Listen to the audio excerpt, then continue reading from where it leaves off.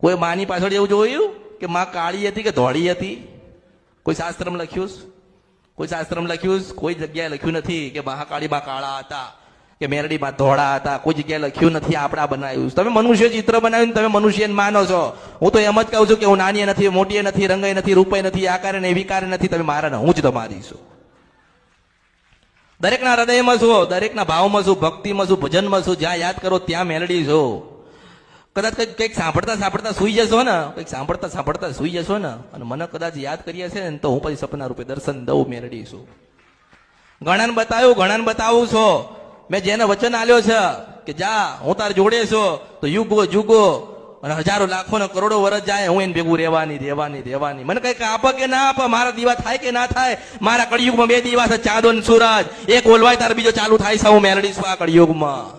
એટલે મારા દીવા તો ભગવાને મેકેલા માણસો કરતા નથી. તમે તો દીવો કરો તો ઓલવાઈ